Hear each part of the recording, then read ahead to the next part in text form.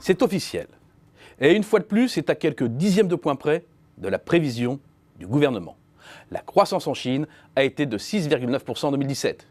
Une fois de plus, ce chiffre est sorti avec une rapidité déconcertante, 15 jours après la fin de l'année. Et une fois de plus, il est repris en boucle comme l'étendard de l'excellente santé économique du pays. Mais que se cache-t-il vraiment derrière ce chiffre? D'abord un doute. Selon Wikileaks, la petite histoire veut qu'en 2007, le secrétaire du comité du Parti communiste de la province de Liaoning ait fait une confidence à l'ambassadeur américain lors d'un dîner et d'admettre que les chiffres du PIB du pays sont artificiels. Ce dirigeant n'est autre que l'actuel Premier ministre chinois. Si le niveau de croissance est douteux, en revanche, trois faits saillants se dégagent. C'est une croissance à crédit, qui repose pour beaucoup sur les moteurs traditionnels et qui est très inégalitaire. Sur les 10 dernières années, la dette totale, ménages, entreprises, hors banque, État et collectivités, est passée de 147 à 256% du PIB selon la Banque des règlements internationaux. Aucun autre pays n'a connu un tel emballement. Et c'est sans même compter les prêts non régulés obtenus grâce au shadow banking, la finance de l'ombre. La comparaison avec les autres grands émergents est sans appel. Le taux d'endettement chinois se démarque et a changé d'orbite par rapport aux autres grands émergents. Les racines du problème sont connues. Pour contrer le ralentissement mondial, le levier de la dépense publique a été actionné. Et les banques ont été encouragées à prêter généreusement aux collectivités locales qui se sont lancées dans de vastes plans d'infrastructure.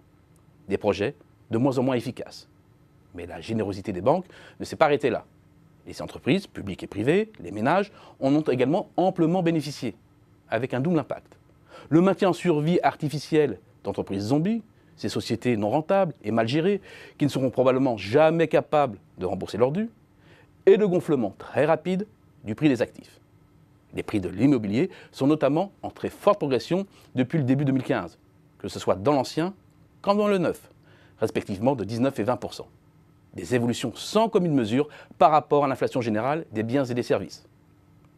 Plutôt qu'un recentrage sur la consommation des ménages, comme l'affirme la doctrine officielle, la croissance prend encore essentiellement appui sur les moteurs traditionnels de l'investissement et du commerce extérieur. La Chine reste donc une hyperpuissance industrielle branchée sur le commerce mondial et archi-excédentaire. En hausse de 11,4%, les exportations ont battu un nouveau record en 2017. Les importations également, sous l'impact notamment de la hausse des prix du pétrole. À près de 3 000 milliards de yuan, soit un peu moins de 400 milliards d'euros, les excédents demeurent très confortables. De son côté, la progression des ventes au détail en volume, si elle reste dynamique, a sensiblement décéléré ces 5 dernières années, signe que le recentrage vers la consommation peine à se concrétiser. Enfin, dans la poursuite des tendances de ces dernières années, il y a une croissance très inégalitaire. Il n'y a pas de doute, la croissance en Chine a permis de sortir le pays de la pauvreté. Exprimé en parité de pouvoir d'achat et en euros 2016, le revenu national par habitant est passé de 125 € par mois au début des années 80 à près de 1 200 aujourd'hui.